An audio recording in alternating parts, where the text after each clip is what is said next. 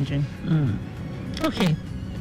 It's not ideal to run your fan direct, so for those of you who your mechanics have advised you to run the fan direct, maybe you're experiencing overheating, or yes, I think that's one of the symptoms people get. Yes, that's one of the reasons why they exactly. And the mechanic will say, let's bypass this thing.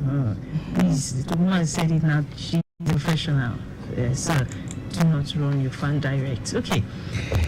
Under CV 2007, automatic transmission. It says it's having an issue, and they ran a scan and got fault code P0848. Fault code P0848. What does it mean? Okay. And it's having transmission related problem. Though the fault code has also the transmission related code. Just one moment, almost there. Okay. Don't forget, you can also join us on YouTube. You can watch us live on Traffic Radio 961. That's a YouTube channel. Subscribe to that channel, Traffic Radio 961, and for our X handle, which is formerly Twitter, at Traffic Radio 961. That's where you can find us. All right, P0848. Transmission fluid pressure sensor, circuit B, pressure sensor B, circuit high. okay. Now, the sensor could be bad. It could be that the sensor is not connected, or there is a problem with the connection. Okay. And there might also be a loss of pressure in the transmission fluid. But in all, it is best for the technician to find out where the pressure sensor is located. I guess it could be on the valve body, but he needs to know which of the sensors you have on the valve body is the pressure sensors, just to be able to find out what the problem is. Okay. All right, this person is asking a question, and you tell us the kind of car you drive. He says, what happens when my vehicle finds it difficult to climb a hill, to climb a hilly terrain? Okay, what would happen is, it's possible the engine is losing power. Because if your engine is losing power, it's not having enough power to take on hills, you will have this problem. It could also be as a result of a problem with the transmission. But the first thing you want to do, which is the easiest, is do a tune-up on the engine. If you have very dirty air filter and dirty throttle body, this would affect the rate at which the engine is going to take on hill, because you will know you have to slow down. And slowing down, the vehicle will lose power, especially at low speeds. So you have your technician inspect the spark plugs, the condition of the spark plugs. If they are fouled, have them replaced. If the air filter is dirty, have it replaced and do a throttle body service. Now, if all of this has been done and you're still experiencing a problem like this, it's best for you to have your technician inspect the level of fluid, the condition of the transmission fluid. And if the transmission service has not been done in a long time, it's best you try to plan for it now. Okay. If transmission service hasn't been done in a long time, it's time for you to go for a replacement of that transmission fluid. Probably be, dirty now or turning dark brown. Yeah. Okay. Acura MDX 2005 says sometimes, of recent, when I depress the brakes, I feel some loosening sound under the pedal, especially when I turn on rough terrain. Although the brakes are fine, but I just changed the master brakes. What could be wrong, please? All right. The person said when they press the brake pedal, they feel a form of looseness at the, or especially when taking on rough road. I think the best thing the person wants to do is have a technician inspect the brake pedal. Okay. The brake pedal might be loose. It's attached to a frame on the body of the vehicle, and so if it's loose, that might be the reason why he's experiencing this problem. So you might want his technician to do a quick inspection on the brake pedal, just to see if there is no loose bolt or nut around that area. If there is any, they should have it resolved, and you shouldn't experience the problem like that again. Okay, if there's any, please do have it resolved. 09153877 127 and 0809-912-0777. These are the numbers that get you across to us here. Okay, then this question here says it's an Infinity FX35. When I went for alignment, I was told that the camber bushings were bad. I changed them, and shortly after, it developed a brake problem that was fixed. But after these 2 repairs, my speedometer and brake icon on the dashboard refused to work. All right, and if you have a job done on the suspension of the vehicle, and now you don't have the speedometer not working, the ABS light is on. That could be the reason why the speedometer is not working. So the first thing you want to do is run a scan. You could have had somebody tamper with the wheel speed sensor while doing the repair, the suspension repair, and so the wheel speed sensor might just be disconnected, and you might just need to reconnect it. And it could also be that there is a circuit problem with the wheel speed sensor, such that they have the wire harness maybe open while walking around it and it wasn't noticed. But first, run a scan on the vehicle, which side of the vehicle the computer is complaining about. That way you'll be able to resolve the problem. Another thing is doing clearing out the fault code. Yes. Might have the the speedometer work again, but once the computer sees the problem again, it will stop working. So it's best to have the problem from the sensor resolved. And if you have the problem resolved, the ABS light will also go off. Okay. So regarding that, Tokunbo, if I clear fault codes, if I run a scan on my vehicle and I clear the fault codes, so what it's saying in essence is that the fault codes might still return. Yeah. Yes, but I've seen some mechanics who actually clear fault codes, and they tell their customers that they've resolved the issue, they've cleared since the fault code is no longer coming. And so what's the implication of that if all I did was just clear the fault codes? Okay, I will take us back to the computers that we discussed about earlier. Okay. You know that our own computers have what we call RAM. That's the random access memory, and the read-only memory. We have the same thing on our computers, on our vehicles. And so the information you have for the fault code is stored on the random access memory. It's erasable and you can delete it. But when the technician clears the fault code and tells you the problem is no longer there, at that moment it's not there. At that moment. Okay. But there's something we call drive cycle. Okay. Now, once you drive the vehicle and the computer has completed a monitoring sequence on that component, once it's done monitoring and it monitors the second time and it sees the fault, it pops up the light. Oh, and we're back where we'll come from. Oh, God. So even if your technician says, oh, okay, all you need to do is just remove the battery terminal, and the memory will be, and the problem will be resolved. You keep removing the battery terminal, the computer will keep clearing the fault code, because yes, you are clearing the problem, you are clearing the information from the computer's memory. Once you remove the battery terminal, the information is cleared. You put it back. After driving a distance, the computer sees it again and say, no, this problem has not been resolved, so I'm back here. And the check light will come on, or the ABS light will come back on. That's interesting.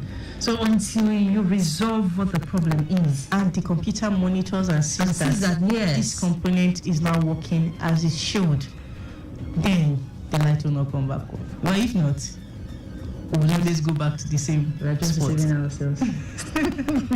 Okay, thank you so much for that clarity. So now, this person says, what happens if I'm meant to change my oil and I actually skipped for some reasons? What's the implication of skipping? Okay, it depends on how long the person skipped the oil change. Okay. Now, if you're supposed to have, if you have a notification for oil change maybe this week and the next 2 weeks you have yet to do the oil change, I think you should still be fine. But if you don't do the oil change in the next, say, a month or two, then that's when there will be adverse effects because the oil would change properties and it would lose its lubricating properties. And so it will no longer lubricate as it should. It will be thinner, and so it will burn out faster. And if it's not lubricating as should, you start to have rapid wear in the engine. Then the oil will become really, really short. Yes. And at times might form sludge. And so if it's really, really short, the engine becomes noisy. And with sludge in the engine, the oil will not flow to some areas around the engine, and you start to have rapid wear. So eventually, the engine will break down. Oh, come on. Okay, that's about that's for engine oil change. What about if it's for transmission? If the transmission oil has gone so brownish, as in it's turning dark brown already, and it's probably beginning to smell burnt. What do you advise for that person? What would you advise? Do you still advise that person to go for a change? Well, I would advise the person to go to do a transmission service. Okay. But I will tell the person, the chances of the transmission working fine is this. So what's the chance? Well, if the transmission fluid is already smelling burnt, the chances of transmission working well will be 30%. Or 30%? You don't give 50% in that case. Okay. So you let the person decide. Do you want to? I want to go ahead. So if the person doesn't want to go ahead, what's the solution? Does it mean the person will keep driving the car until the engine knocks? Until the gear packs up. Oh, the gear. It's another option. Oh. So the person will start to save for the gear. But I've seen cases where when you change the oil at that time, the gear will not shift again. And I've seen cases where when you change the oil at that time, the gear shifts. But the chances are slim. And so we don't want to raise anybody's hope. It's not like we want to dash the hope. But it's better for us to be safe.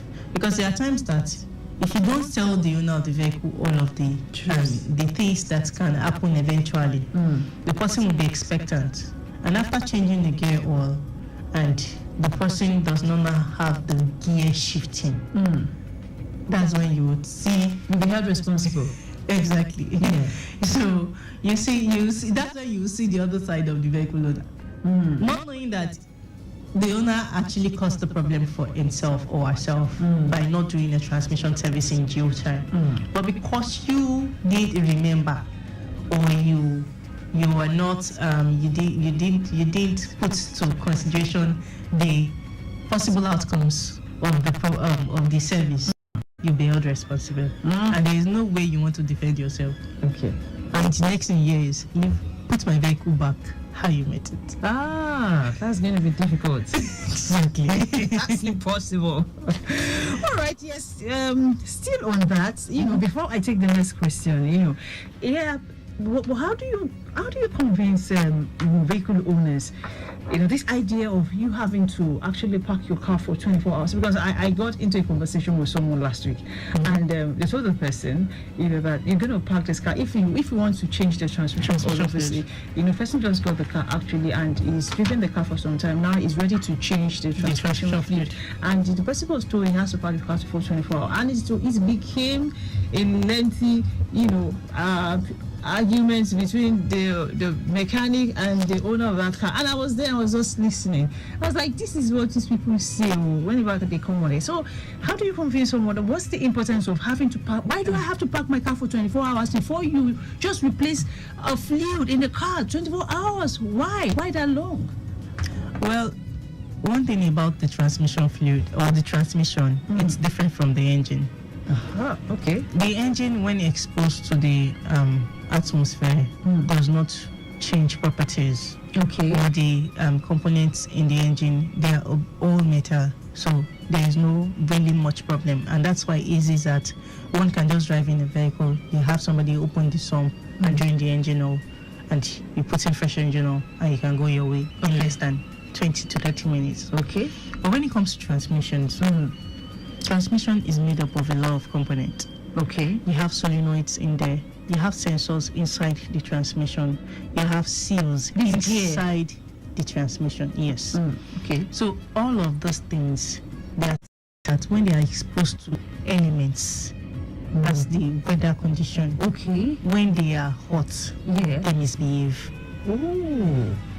And so that's why we used to tell people that please let the transmission be completely cooled. Then another thing we notice over time is when you rapidly cool the automatic transmission, some components tend to change shape. The force it to cool. Exactly. Okay. And which would affect the functionality of those components in the transmission. Now, because based on people's experience, there is actually some gearbox, some types of automatic transmissions that have this particular problem. But it's better not to take chances with other types. Okay. And that's why this general rule of leaving the vehicle for 24 hours minimum, before, such that the engine and the transmission is going to be completely cooled. And so when it's opened, there will be the elements, the weather condition will not have, the atmosphere will not have any effect on the components in the gearbox. So there are still some situations where you leave it for 24 hours and you change the fluid and the gear still misbehave. But at least the chances of having such problem will be slim. So there is not really much you will tell the owner. Just tell the owner. So if you don't leave it for 24 hours, I cannot go ahead with the service. But if the person insists and say, okay, let's put it to writing. If you say you want to go ahead with it, it's your vehicle. Okay. If anything happens to because you're going to be standing here while we do the draining of the oil, so you can see that there will be no manipulations. Okay. So if anything happens to the gear after the transmission service, you are liable for the repairs. Let the person put it to writing and append the signature. You can as well take pictures with your phone to have evidence in case they want to tear the paper. Exactly. To do this kind of business, you have to be at least knowledgeable and smart. But if you explain to somebody like this now, it's not just telling the person the vehicle has to stay for 24 hours. Why? And you can't give a reason.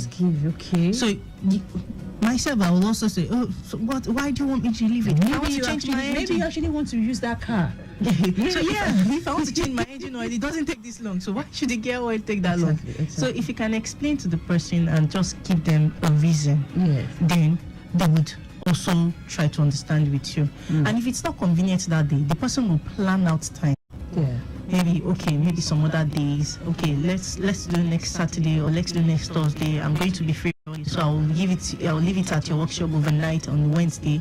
I'll pick it up on Friday and the like. So it's fine. Okay. All right. Yes, so with this explanation, it seems to me that this component called transmission, it's a very temperamental component. It's very. It doesn't take nonsense. There are even some levels to the temperaments of some of the gearbox. And now, when this depending on the brand and the type of car it is, I'm telling you. So they have different temperaments. They you don't want to. So you want to work with them at the level of their temperaments. So it requires a level of understanding. Should understand the type of car you're working with. Exactly. Okay. All right, so I still AUTOMEDICS on Lagos Traffic Radio 96.1 FM, and Tokunbo Adegoju is here helping us resolve our car issues. If you still have one, if your vehicle is cranky at this time and you seem not to have a solution to it, if you have fault codes and you want us to help you interpret, if you're getting any kind of sound from your car, you don't understand what it means, please try to call us in the studio on 09153877127. If you have any other question, you can also send it to us on WhatsApp on 00991207777. Tokunbo Adegoju in the building. Okay, yes, I've got this question. The question here is from Sunny. Sunny says he wants to know the pros and cons of buying a vehicle with automatic or manual. This is going to be a very lengthy one again. He wants to know the pros and cons. Yes, probably this person is about to purchase a new car and is in between decision. And some people tell you, it's better you buy manual. Though it's easy to maintain and all of that. And some people say, no, buy automatic. You find it easy to drive. And so we are looking at it from a professional angle now. No, you're already giving the pros and cons. So the person is listening. These are the things we hear. I'm just talking from my own little experience. I have a call. Hello, good morning. Hello. Hello, can you hear me? Yes, we can hear you. Good morning. God bless you. Thank you. Amen. Now, my question is that I drive a Toyota Camry, popularly called Big Daddy. Okay. I work on the car several times. I discovered when the vehicle is in park while the engine is running. The RPM, I think normally it should be on 1, but it goes down to the extent almost half between 0 and 1. Okay. The good mechanic said it's not normal. So we have tried to work on the fuel line, there's any dirty, the injector mark as well. We clean it up to now. So I want to know what can someone do or what can be the problem? I mean, or is it normal that it should be on 1? The airplane should be on 1 or is it 1? I want to know which one is normal. Okay. It should be between 800 and 1, not on 500, not on half. I said it should be between 800 and 1, not on half. Yes, and one question I want to ask you is, have you replaced the air filter recently? When I discovered that, you the one you covered, when you go below 1, you start breaking. Mm-hmm. So when we work on the, if you break them out another thing, then the breaking stops. Okay. But I really want to know maybe there is something wrong with the fuel line or something like that. So now, the jacking no has matter stopped. no matter how I move, it's still below 1. It will still go below 1. All right, you can listen from the radio. Thank you. Yeah. Right. And so he has the air filter, the throttle body serviced, and all of that things done. The tune-up has been done, and the vehicle is still not idling properly, or the idle is really low. So you can still do a relay on the throttle body. Have a technician do a relay on the throttle body. A manual relay should be done. It can be done on the vehicle because of the year. And if it does a manual relay, the manual relay will cause the idle position to return to its normal position, which is between 800 and 1000. Very rarely, on most vehicles, you would have it at 800. Some vehicles do have it at 700, but it should fluctuate between 8 and 1. And so, if you have the position still low after the relay has been done, then it's possible there is a problem with the throttle body of that vehicle. For the vehicle of that here, I know it uses an electronic throttle body, and so you have the idle control solenoid mounted as a unit with the actuator. So if the problem is still there, it's likely that you might have to do a change on the throttle body. But first, try to do a relay on the idle control solenoid and see if the relay would put the idle between 800 and 1000. If the relay does that, that's all that needs to be done. But if not, you might have to do a replacement on the throttle body. Okay.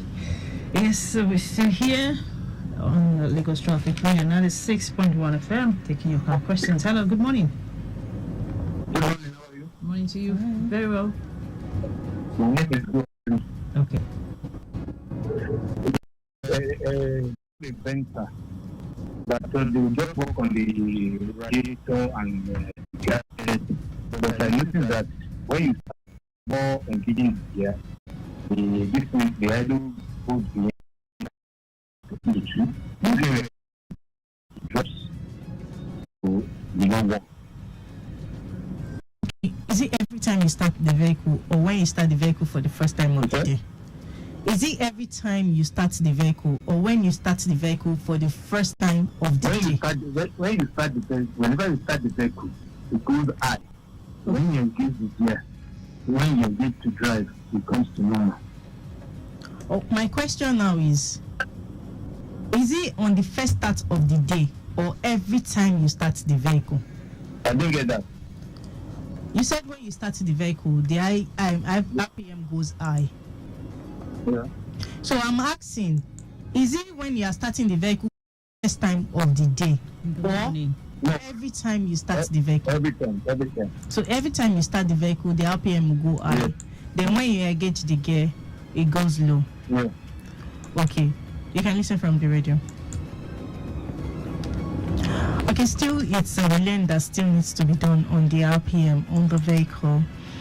Most times, if we have jobs done around the vehicle, especially around the throttle body, if we have a reason to remove the throttle body, the RPM will be high for a while, and so when we load it, it goes low. But at first, you can have your technician do a relay on the throttle body.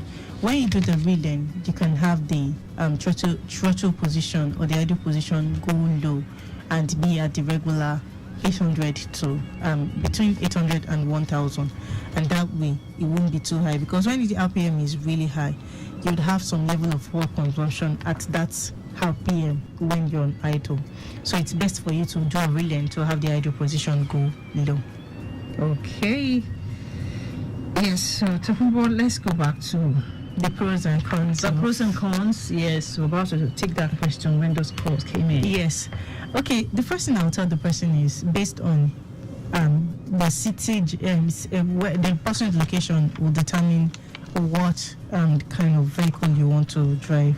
If it's an area with so much traffic, well, manual transmission is not something you really want to go for, because of it's always very tedious driving a manual transmission when the area you stay is always having traffic situations. It's for traffic. But when we come to maintenance cost, it's costlier to maintain an automatic transmission than a manual transmission. And looking at both vehicles,